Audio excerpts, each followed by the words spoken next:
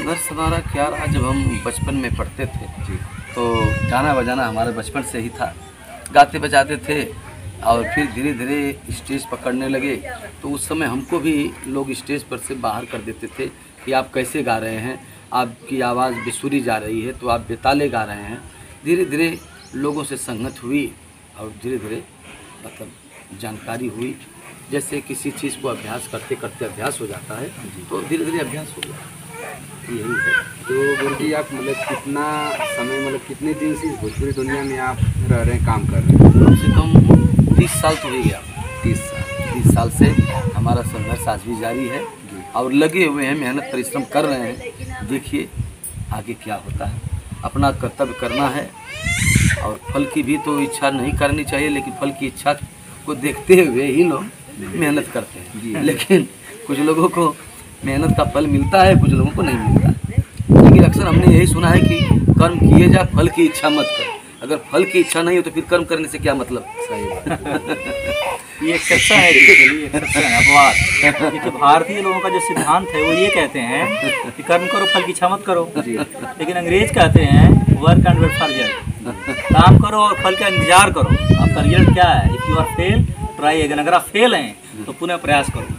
मुझे ये लगता है अंग्रेजों ने बेटर बोला है। इससे गुरुजी मैं ये पूछना चाहता हूँ आपसे कि जो भी हमारे नए कलाकार आ रहे हैं, जैसे कि भोजपुरी में उभर रहे हैं, तो कभी कभी उन लोग को लगता है कि यार हम जा पाएंगे उस लेवल पे कि नहीं जा पाएंगे। बिल्कुल, क्यों नहीं जा पाएंगे। जब हम उस लेवल पर पहुँचे तो ये भी पहुँच जाएंगे, क्योंकि हमने कभी नहीं सोचा था कि हमको इतने लोग जानेंगे। हम कभी सोच नहीं पाए थे, लेकिन आज मेहनत करते करते कुछ दिनों के बाद, जैसे आदमी पत्थर पर घिस जाने के बाद मेहंदी रंग लाती है, उसी प्रकार से मेरी मेहनत लगने लगी और मैं यहाँ तक पहुँचा और बहुत लोग जानने लगे।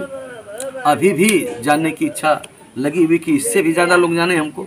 यही नहीं, जब हम संगीत विभाग में हैं, जब इस विभाग से जुड़ गए हैं, तो और क्या है, जितना हमको लोग जानेंगे उतना ही मैं समझूंगा कि मैं कम से कम बहुत अपनी ज़िंदगी में खुश हो जाऊँगा। मैं बहुत खुशियाँ प्राप्त होंगी हमको। यही है। तो सर, जैसे कि जो आपके गांव के, जैसे क्या होता है ना कि जब छोटे छोटे कलाकार रहते हैं तो गांव के लोग बहुत ताना मेना मारते हैं, तो ये बात आपके भी जीवन में आई कि? हाँ, हमको भी, हमारे भी जीवन में। अरे हमारी तो बात ही छोड़ दीजिए। सबसे ज़्यादा अगर वो लोग जो हैं भोजपुरी के महारथी लोग, दिनेश लाल यादव ने हुआ, उनको जब लोग कह देते हैं नचनिया, तो फिर हमारे अंदर क्या रखा है। तो ये सब बहुत अफवाहें और ताना मेहना जो होता है, और लोग ताना जो कसते हैं, तो इस तरह से व्यंग कसने वाले बहुत लोग हैं। लेकिन कोई बात नहीं है, कुत्ते भौंकते रहते हैं, हाथी चलती रहती है। उससे हमको नहीं लेना देना। अगर वो सब देखेंगे तो हम आगे नहीं बढ़ पाएंगे। सही बात है। हम इतना मेहनत करें कि जो कह रहे हैं, तो कहने वाले तो जो ऊंचा पहुंच गया, दिनेश लाल यादव ने रहुआ आज, मतलब कि भोजपुरी जगत में कौन नहीं जानता है उसको, विदेशों तक जाकर के अपनी फिल्में करता है। जब ऐसे आदमी को कहा जा सकता है, तो हम लोग क्या, तो उससे नहीं घबराना चाहिए।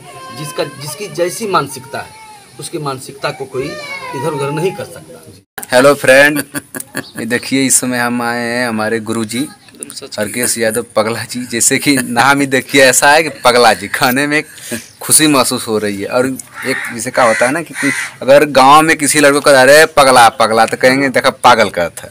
पर देखिए इनका टाइटल है हरकेश यादव पगला जी। और ये हमारी बहन समान छोटी बहन है। और ये हमारे रवि भैया, वो हमारे बिपिन लाडला जी, और वो हमारे जो भानु पासवान जी, जो अंग्रेजी के प्रोफेसर हैं।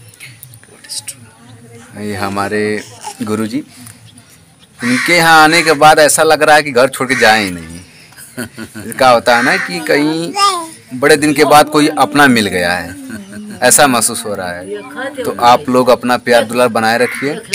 और इनके साथ साथ हमारे गुरुजी का बहुत जल्द चैनल आने वाला है, हरकेश यादव पगला ऑफिशियल के नाम से। और आप लोग इनके चैनल पे जाकर वीडियो और कॉमेडी से देखिए। इनका जो गाना आता है कॉमेडी से भरपूर आता है, तो आप लोग कॉमेडी भी देखिए। और इंटरटेनमेंट की दुनिया, भाई इंटरटेनमेंट की दुनिया में आप लोग इंटरटेनमेंट करते रहिए। जय हिंद, जय भारत।